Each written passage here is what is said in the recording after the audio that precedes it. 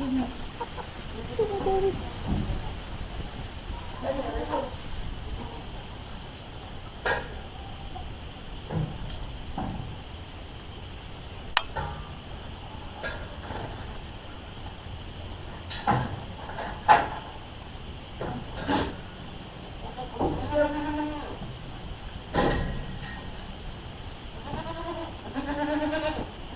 We're going to take the goats down to the pasture.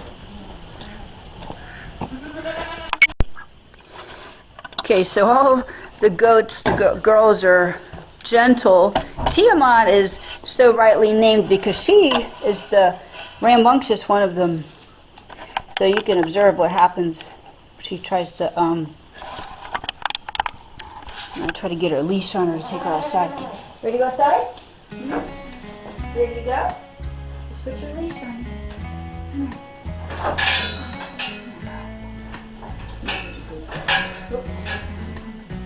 Still? No, hey, come on. Gotta put the leash on. Come here. Come here now. Come on. Okay. Let's put your leash on. Come on. There we go. Okay? Now you're ready.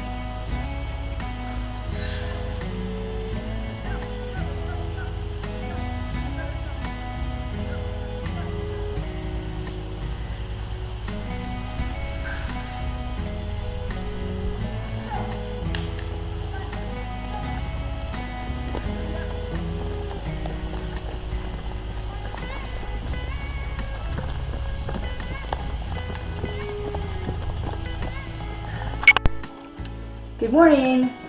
Welcome to Viking Mountain Ranch. Well, this morning I wanted to show you my milking setup for the goats. So let me show you what I did. Come with me. Alright. So I got, these are 3/4 inch tubing that you can get from any hardware store. Okay. And then I have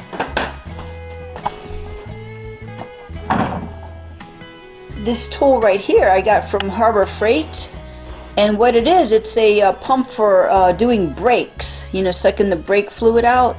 So this is the pump that I use, like that, and it's got a 1/4 inch nipple on the end, and so I hook it up to the like here, put that on, and then I have these you can get on Amazon. They're fluid extractors. Just basically little cheap plastic, again, they got a 1/4 inch nipple on the end. And I use these as they call teat cups. And then a cork to put in the end of it for curry. Okay. And then I have this. This is just a regular canning jar lid with these little things. You can get them at Lowe's. I just bought 3 more, but I bought them in brass. So you secure them in the canning lid like that, and then when you put them on the jar, I use just a regular 1/2 gallon jar, and I put that on, and then secure it like that. Okay, and then we put the little hoses on like this. Put them on there secure. And every morning and every night I do this, and after I milk the goats I run some very hot water through them and then a little bleach, and then every now and then a little bit of vinegar because they do get hard water, you know, mineral deposits in there. So I'll do that, and then let me show you how I hook this up.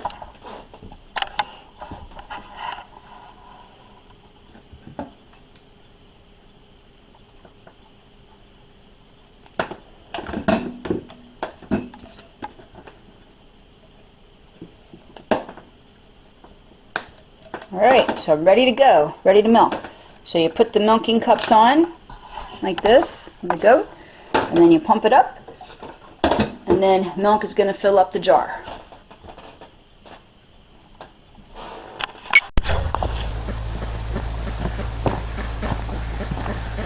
Come up. Good girl. Good girl. Good girl.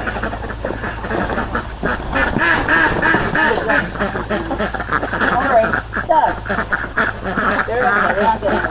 It's alright. It's okay.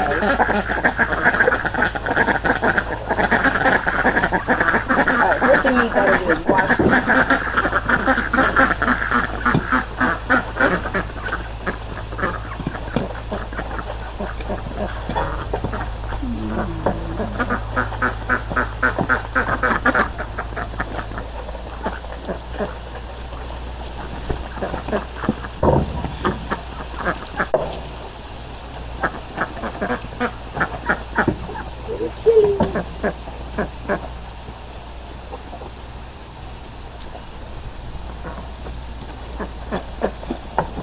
Good girl.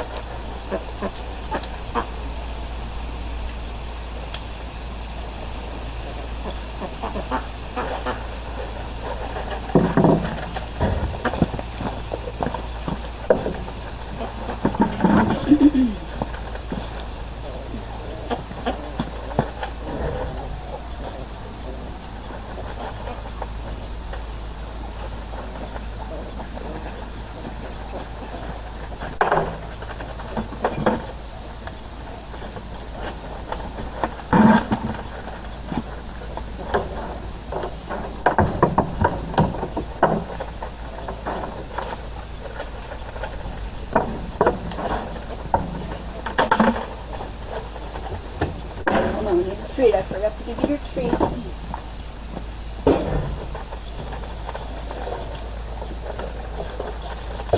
A little bit of oats. There you go. All right.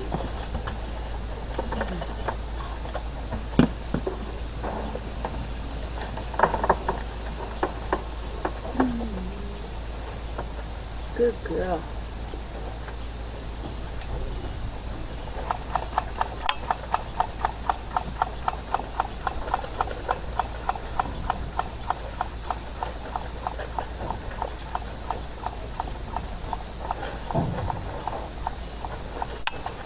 Good girl.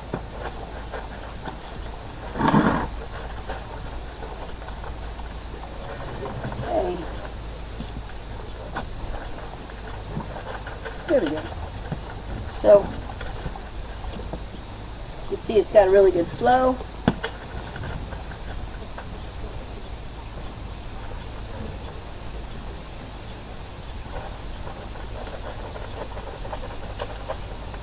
And she'll fill this jar up twice a day.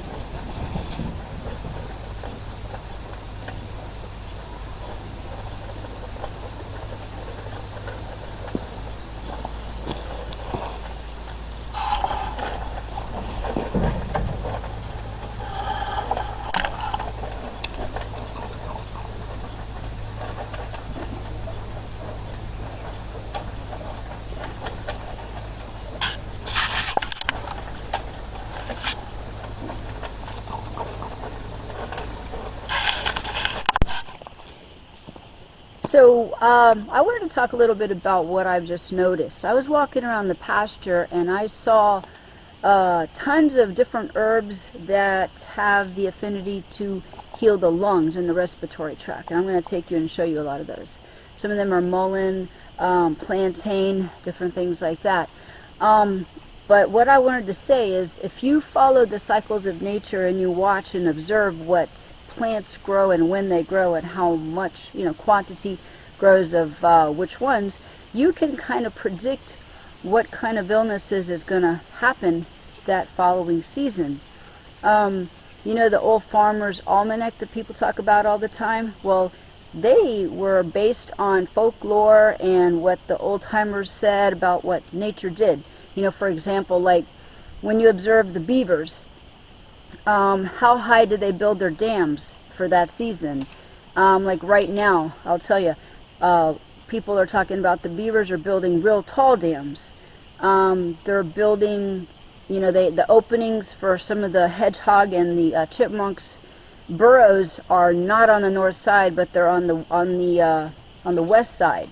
And so basically what that's meaning is we're going to have a harsh winter. We're going to have a harsh winter with a lot of wind.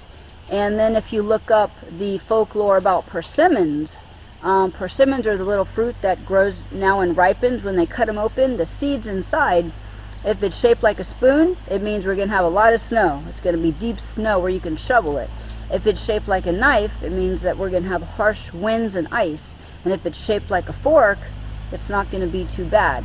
So look that up, but it's quite amazing and how accurate that it has been to you know, stand the test of time, and people still go by that today. Well, this fall the persimmon seeds are shaped like a spoon. So that means a lot of snow, a lot of heavy snow. The weather has been unpredictable this year. The earth is changing. It's a cycle that happens every so often.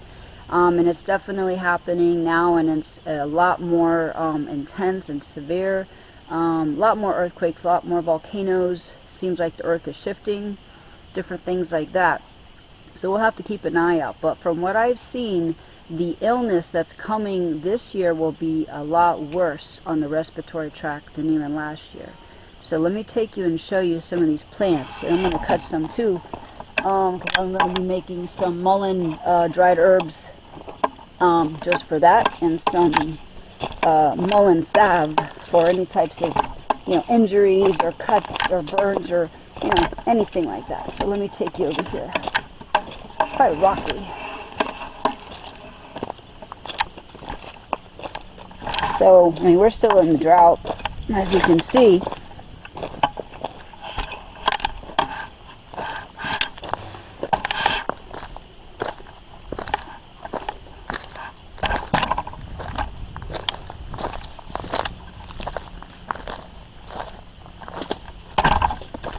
No rain. I mean, since springtime, springtime we got a little bit of rain, but ever since springtime we got 2 rains, and now we're in fall. So that's all that we had. This is all supposed to be. This is how the ground looks. This is supposed to be grass. We've only had 2 rains since springtime, and now we're almost to winter. So this is what happened. This is where our grass was going to be. But let me take you over here. Look at all the mullein. Despite the drought, the mullein is growing, wilted as it may look. So that's a really, whoops, get the camera here, a really prolific mullein patch. A lot of mullein. So I'm going to cut some of it and go process it. But that's a real nice plant right there. This one over here is real nice as well. They say the best time to pick mullein is when it grows the stalk out of the center, but I fear that they're not going to grow a stalk because that's the seed pod, and I don't think there's been enough moisture to grow any seed pod, so I'm going to take it while I can. The goats are quite interesting on what I'm doing. What are you doing? My bucket, thank you. I need that bucket. That's mine, thank you. Thank you, it's my bucket. Nothing in there for you. Okay, good play. Whoop, that's your cow. No cow. He's interested too. Thank you. So I'm cutting some mullein leaves here. I'm going to take one root. I don't want to take a lot because I want them to grow back next year. Hopefully we'll get some rain.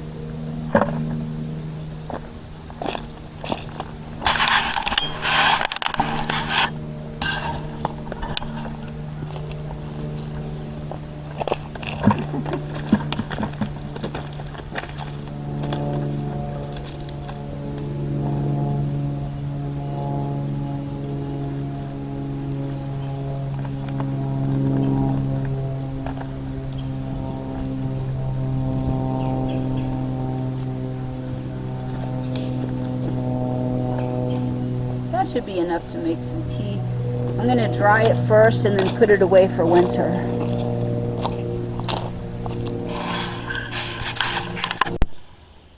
These are the other plants I was talking about. So these are plantain. And these are wonderful for snakebite remedy, but also for any kind of, to making a salve. It's good for ear issues. It's good for lung issues. And this here is called Curly Dock. This stuff right here, Curly Dock. Another liver cleanser. So what I've seen so far is liver and lungs. Looks very interesting. This stuff's called Perilla Mint. It's pretty toxic to animals. I mean, you can boil it for a long time and use it as a medicine, but you don't want to eat it. That's why it's still here. But the Curly Dock and the plantain, interesting. There seem to be nothing else growing except those things.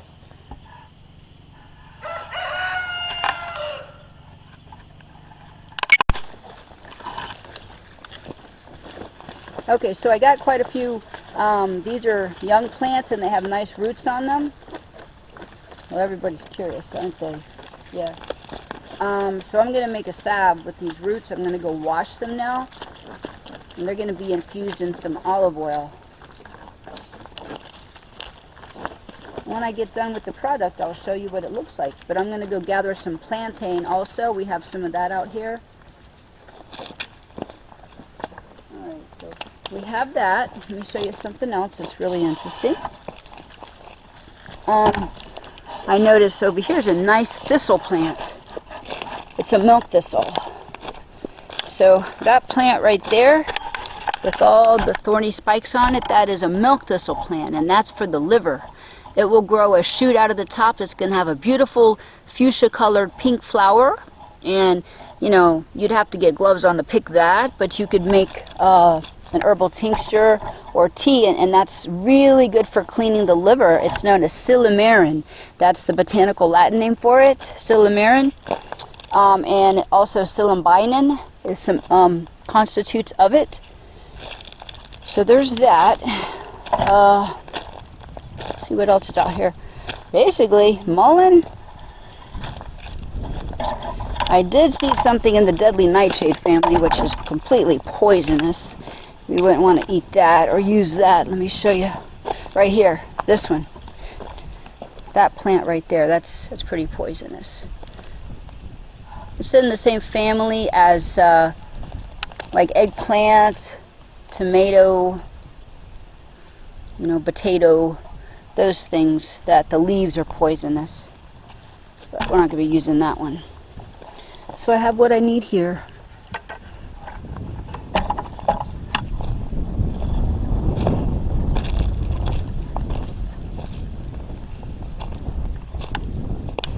And the goats are over here. They love to eat like certain barks and the moss that grows off the trees. It's really good for parasites. They know what they need. They know exactly what they need. So they're eating that green lichen, they call it, L-I-C-H-E-N, off the tree here. It's really good for them. It's like medicine for them. Hurry. No, you don't need that. She's very curious. Come on, guys. Everybody wants to know what's in the bucket. Well, I'm going to go process this. Thank you so much for coming along and watching Viking Mountain Ranch. Don't forget to subscribe if you're not already subscribed. And don't forget to share, and I appreciate it. Thanks a lot.